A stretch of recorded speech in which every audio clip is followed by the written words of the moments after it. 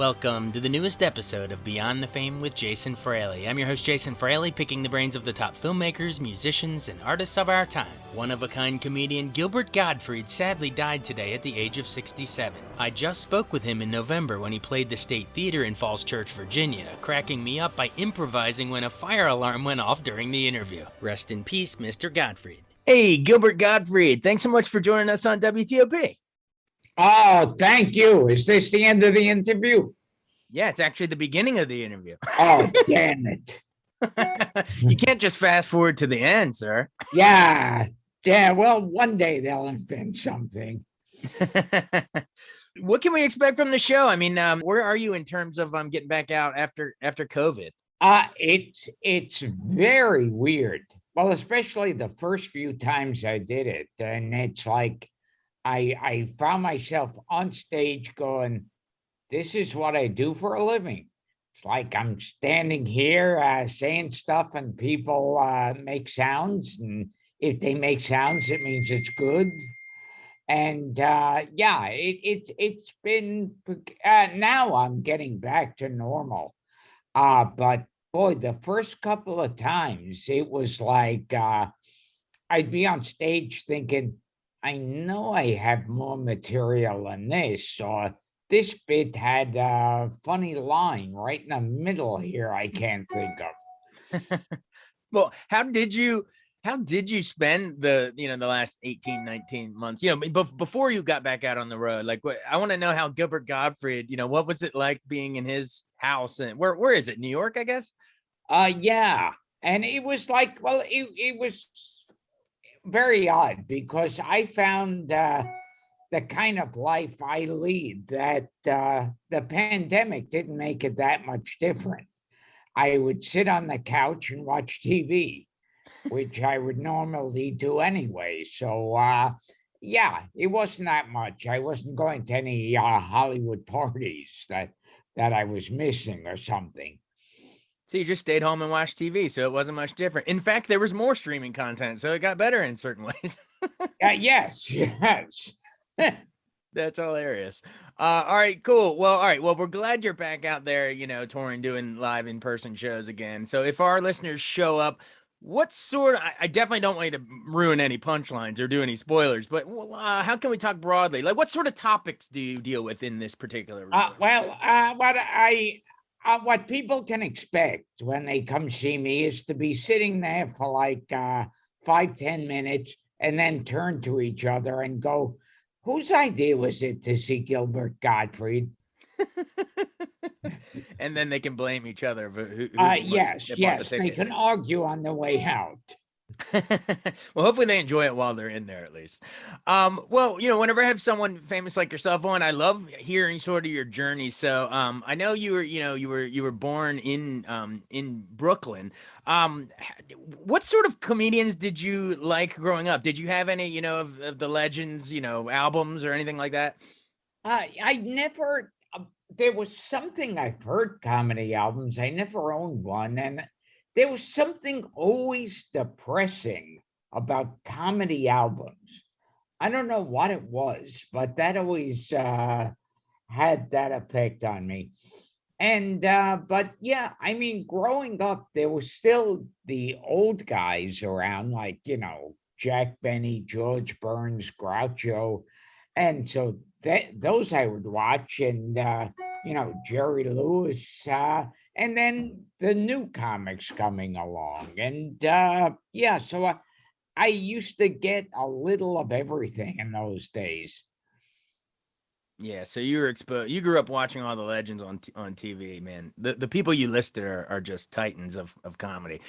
Well, cool. So when did you actually, decide to try to start doing it yourself? I mean, I guess you were like 15 years old? Yes, yeah. I was getting interested in watching. I would start watching like actors in movies, and I would start doing imitations of them. And I decided I wanted to be in show business. And my sister, a friend of hers, told her that there's some club in Manhattan that you go there, you write your name down in the book, and you wait, and then they call your name when they get to it. And I really should know the name of that place, but I don't. I don't remember the name of it. And so I traveled up there from Brooklyn to Manhattan, and I went up on stage, and I did mainly imitations in those days. It was kind of like Rich Little or Frank Gorshin, that kind of, the kind of impressionists you don't see on TV nowadays.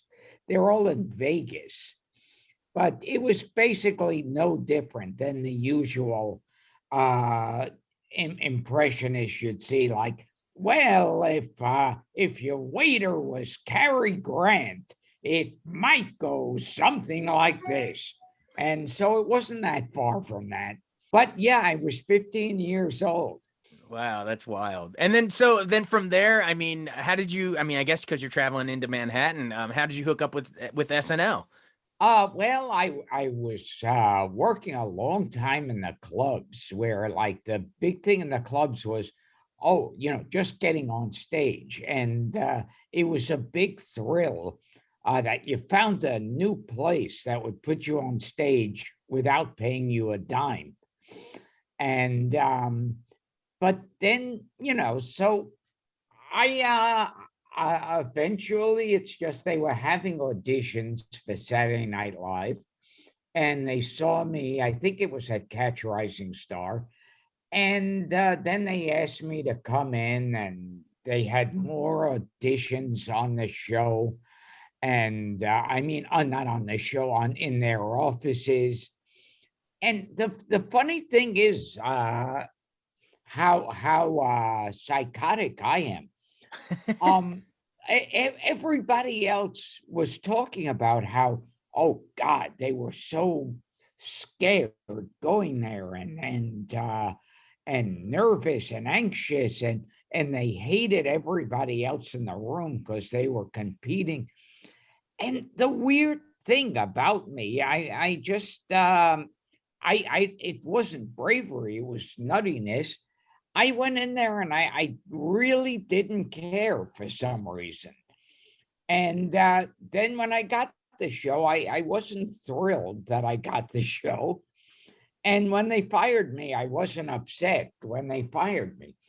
And but and it was the worst time to be on Saturday Night Live, because the producer and original cast had left. And back then, it would be like if in the middle of Beatlemania, you said, well, we're having four new guys, and they'll be the Beatles. Or if when Friends was a hit show, if you recast it and expected people not to notice. But yes, it was a horrible time to be on. People were attacking the show before it even aired, like this is sacrilege continuing without the original cast. So yeah, it was sort of that transitional period before, I mean, I guess what Eddie Murphy sort of brought it back. But yeah, you're right. There was that weird transitional phase once the old in between cast there. So yeah, Yeah, it's kind of like you don't want to be the replacement. You want to be the replacement of the replacement, because the replacement is always the worst one to be. right. But then when Unless they you're Tom get rid, Brady. yeah, That replacement worked out pretty well, but that usually doesn't happen. You're right. It's no one wants to be in the shadow. You need to be in the shadow of the shadow to find the light again. yes, because then when you're in the shadow of the shadow, yeah, people are going, well, at least they're not as bad as that last one. Yeah, he's better than the last guy. Well, either way, I mean, it's funny if you look back at some of those old SNL sketches you were in and some of your early stand-up, how could we say maybe you hadn't quite honed the exact persona that we expect with Gilbert Gottfried? Let's say your voice got a little screechier, your eyes squinted a little more, you got a little more intentionally obnoxious in the way you did it. How did you, I don't want to, look at the man behind the curtain kind of a thing, and I don't want to spoil the magic, but explain how you crafted the persona. Yeah, I kind of think that would be a good blurb on the poster when I'm appearing. Intentionally obnoxious, New York Times. You can use that. But yeah, I mean, are you able to share with our listeners how you sort of stumbled into that? Because I was interviewing Lewis Black a couple of weeks ago, and he was saying about how it took him almost like, he was probably in his 40s before he realized that, I got to do the intentionally angry thing. That's his shtick. But, how did you sort of come up with your persona? It was weird, because it's kind of, when people ask me that, because it just kind of happened. I would go on stage more and more and more. And then after a while, you find yourself like that's your delivery. Right. And it's kind of, to me, it's kind of like going up to somebody walking down the street and say, hey, that way you move your arms when you're walking, where did that come from? It's like, yeah, it's just like your regular day-to-day personality. You don't have any way of saying, well, it came from, my uncle so-and-so. Right. Yeah. Well, and if you don't move your arms when you're walking, you're a Seinfeld character. That was a great episode. But yeah, you're right. Even Jerry has the way he talks, and you have the way you talk. It's just, it becomes you. I mean, and now here we are talking right now, and it literally, I'm sure it's just sort of how it comes out nowadays whenever you're doing the public forum. Well, cool. So, SNL was brief, but, at least gave you some exposure, and your stand-up was really rocking and rolling, and you started landing roles in some movies and stuff. So tell me about working with your former castmate Eddie Murphy on Beverly Hills Cop 2. You were a standout as Sidney Bernstein. Yeah, doing that scene, I wish they had filmed the entire thing of us doing take after take, because we kept improvising. The original scene was, we have these traffic tickets, and he says, is there some way we can avoid this unpleasantry? And he gives him some money. And we just kind of played with it each time. Each time we did a totally different take. And I remember Eddie and I just laughing and having fun. And then I remember too, it's like before the movie came out, someone from Paramount called me and said, I just want to be the first one to congratulate you on this scene. And then I ran into Paul Reiser at a club, and he said, everybody's talking about your scene. And so when it came out, it was amazing. Everybody, all the critics were mentioning my scene with Eddie, and it was that was a great time. Oh yeah, well, it was definitely a standout role in a sequel to. I mean, it was probably the top grossing comedy ever at that point, the first one. So that was a big move for you. And then I guess maybe more family audiences will remember you in the Problem Child movies. Any good memories of working with John Ritter, rest in peace? Yeah, John was basically what he was on camera. He a nice guy, very nice guy. And what I remember best is nobody thought Problem Child was going to be anything. Most people thought, oh, this is, it's this, it'll come out maybe and it'll bomb. And I remember when I was through with my shooting on the film, I went to John's trailer and I said, well, I'm leaving tomorrow. So it was nice working with you. And he seemed like uncomfortable and apologetic, like, oh, well, the way it is. Yeah, they give you something, you do it, you hope for the best. And because he didn't think it would be. And then it came out and it surprised everyone. It was like a monster hit. And yeah, and then I ran into him. Oh no, then I saw him again for Problem Child 2.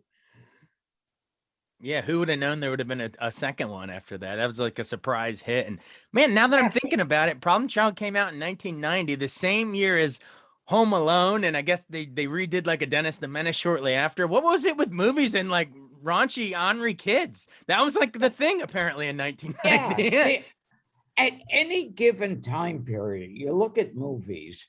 Yeah, that movie, yeah, was, a lot of people obviously confuse it. So they'll come up to me and say, "Oh, I loved you in Kindergarten Cop, and I loved you in wait, May I have your attention, please? We have an alarm going off. Testing the fire alarm system. Please disregard all alarms. I'm in a hotel, and we just got a warning of a fire. I can hear it. You know what? I'm not even cutting that out. That's hilarious. Maybe it's the No, problem that- child probably set a fire. The problem child pulled the alarm. Yeah. Well, I was getting tired of talking to you, so I ran out in the hallway and pulled a fire alarm. No, I guess there's a fire here, but we can still continue. Yeah, it's And probably the last thing you'd want to do is talk to us while going up in flames. yeah, well, at least this will be a valuable interview if I'm burned alive. Oh, you're bringing the house down, literally. Yeah. You're on fire, man. Oh man, either that or both our careers are going up in flames at the moment. But we can't stomach any more puns. Well, cool. Speaking of the kids' movies, though, I gotta ask you before we run about your iconic Disney role as the parrot, Iago, with sitting on the shoulder of the evil villain Jafar in Aladdin. Man, that is just that movie's gonna last forever. Robin Williams was so hilarious. I mean, just talk about how much of an honor it is that you're frozen in time in a Disney movie that kids are gonna watch forever with Robin Williams. Yeah, it's like I wish I could last forever and the movie would die. Uh, and Well, any memories of going into the recording booth and doing that parrot role, or do you still have kids coming up, I'm sure, and say you're Iago? yeah, it's amazing to think I was once actually in a quality production. It's like, but and it's funny, when people talk about Aladdin, I don't know how many times I've seen articles and hear people talking saying, "Oh, and Gilbert and Robin got in that sound booth together. That was craziness. It was great." And during the making of Aladdin, I didn't run into Robin once. So what are they all writing about? Yeah. Yeah, those things are always pieced together separately, I guess. But I'm sure it was still fun, getting to voice an animated character. Absolutely. It was a lot of fun to do. And yeah, and then they had an Aladdin TV series afterwards, and that was fun. And yeah, just to be attached to, classic Disney cartoon is pretty amazing. But Robin, though, I knew him from the clubs. We would, he would pop into all the same clubs I would be going to. And a couple of times he even invited me on stage with him to just play around, which was, also invigorating and exhausting at the same time. I mean, a comedic genius. I mean, has anyone's mind moved faster than Mr. Robin Williams? Rest in peace, man. That guy was like a cosmic gift to me. Oh, and I remember something about the thing I remember best. Oh, we got the alarm again. Are you trying to get out of the interview again? You're always going to remember this interview as the one where the alarm kept going off. I don't know if that's the siren or some woman screaming for help. I think it's the Zoom time limit saying abort. We'll somehow find a way to find usable sound bites in between the alarms. I'll do my best. I think you should definitely keep the alarm. I'm definitely keeping it in. Definitely. Yeah, I think it's the best part of the. It really is. Speaking of intentionally obnoxious, that damn alarm. I wish I could take credit for coming up with the idea of a fire alarm in the middle of everything. That you could add, that could be a whole stand-up bit right there. pull the alarm in the middle of stage. Oh my God. Well, do you have a? It's what were we even saying before? Oh, Iago. This interview is on fire. Most here. of us, there it goes again. People say Iago, and they think that's Iago from the movie. That's him. It doesn't sound much different. Most people think Shakespeare when they think Iago, but honestly, a whole new generation, millennials and up, probably think of you. So that's Yes. wild. You've dethroned Shakespeare. Do you have a favorite Iago line?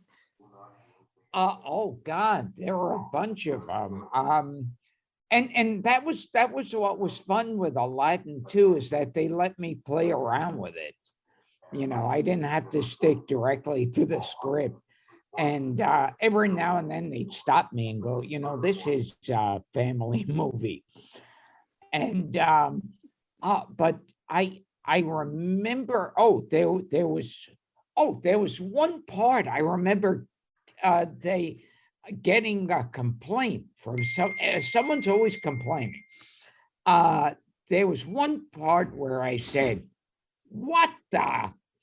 And some woman complained to Disney saying, although he didn't say the whole sentence, we knew what word was coming up afterwards, and we're very offended. But kids had no idea, No.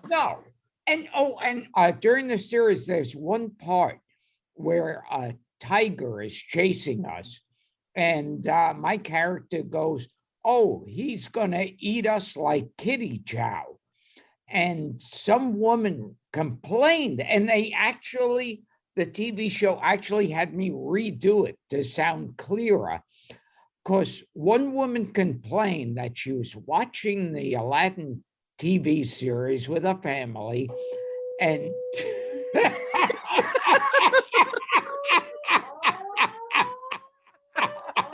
you can't make this up. This is priceless. It came right as you were about to explain what you said in the show. Yes, that's what the woman said. She didn't use any words. A siren came out of her mouth. You'll never believe what she said. She opened her mouth and went, "What?" Yes, that's how angry she was. Oh my God. She started to talk. She said, "I want to complain about."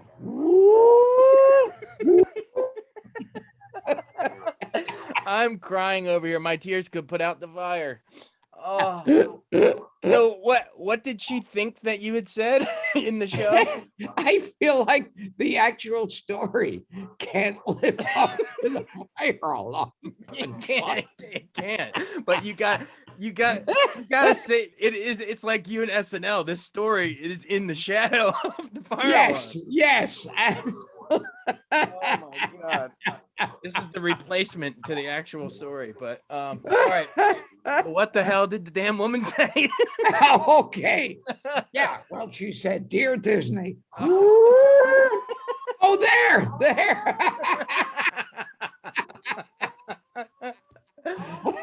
Oh my God. I am leaving every second of this in. I apologize to absolutely. the listeners that are listening in the full. This is funnier than anything I've come up with.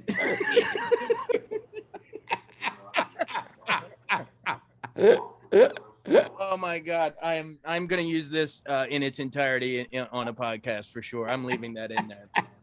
Oh my God. So there you are. The woman writes to Disney. Oh, okay.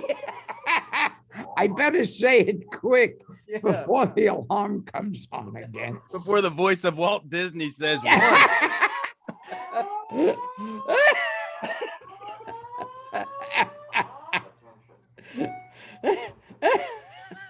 I am not cutting a second of this. This is in real time gold. Oh my God. And I'm thinking, if this interview had been done an hour earlier or later, it would have been like, 5 minutes long. Yeah, exactly. We would have heard what the woman complained to Disney, and then I would have said, all right, Gilbert Gottfried, everything. Maybe in the beginning of the interview, you were right when you said, is this the end of the interview? Yes.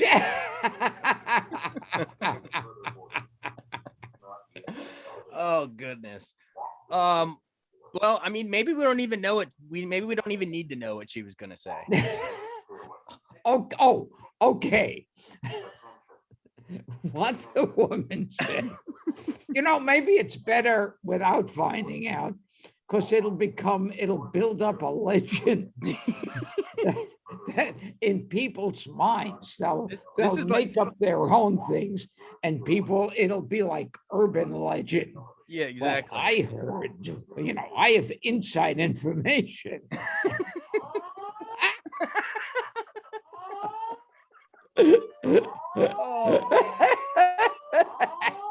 What hotel is this? What is going on? I need to know the details. I'm evidently in a burning building. I hope you're staying safe. I hope you're not going down with this interview. So I was going to ask you about you doing the voice of the Affleck commercials, but I guess I guess you don't need insurance anymore. Do they do fire insurance? Yeah, Affleck. I started to do some jokes they found offensive, and they dropped me. What were the jokes about? I didn't even realize that. Yeah. Oh, yeah. It was a while ago. They, when the tsunami was happening, like every time some tragic event happens or something bad taste, I like to make jokes about it. It's just what I always do. That's comedy. And exactly. And they found out, I found out, like about 90% of their business was Japan. So they fired me, got loads of free publicity out of firing me. And then they got a new guy to imitate my voice for less money, thus bringing closure to a horrible tragedy. Well, one other thing I wanted to ask you out before we run and wrap it back around to the comedy show at State Theater is I always looked forward to seeing you when you would appear on the Hollywood Squares. Whenever they would cut to your little square, it was hilarious. And I guess you were really just conditioning all of us for these Zoom windows, right? It's like those Brady Bunch panels, like the Hollywood Squares, because we all talk yeah, Zoom now. Absolutely. And it was like, I remember growing up, I would watch Hollywood Squares, with like, Paul Lynde, John Davidson. Charlie Weaver was one of the people who was on there. And I remember I'd watch it and it was funny and I'd laugh. But I remember always thinking, even as a kid, like, Hollywood Squares is something when you're at the bottom of your career. You do Hollywood Squares. Like there's something pathetic about being on this show. And then I guess there is a God and he was listening and they called me. And then they would call me a lot. And Hollywood Squares was a fun show to do. Definitely was. We look forward to seeing on there. Well, we could talk all day. I'm sure. So you're wrapping up before the next fire alarm. Yeah. Well, I mean, I was going to ask you about Krang and the Ninja Turtles. I mean, there could be all day, but somehow that seems less important than you getting out of a burning building. I appreciate you sticking with us as long as you did and putting your life on the line here. I appreciate it. Well, this will be, you release this after I'm dead, which will be in 15 minutes from now. Well, what would you like your last words to be then before you go up in flames? Yeah, the last words will be, woo, woo, woo.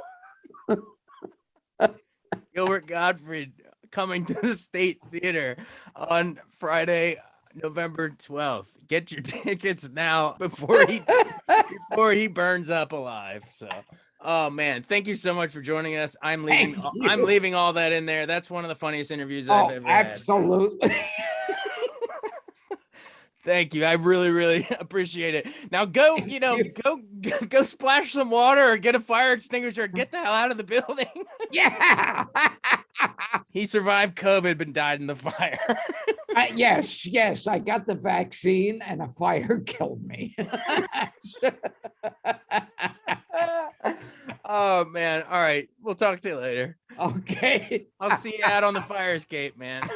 All right. Thanks for doing this. I'll talk to you later. Thank you. Thanks so much for joining us on Beyond the Fame with Jason Fraley. Remember to hit the subscribe button and give us a 5-star rating if you like what you hear. We'll see you next time.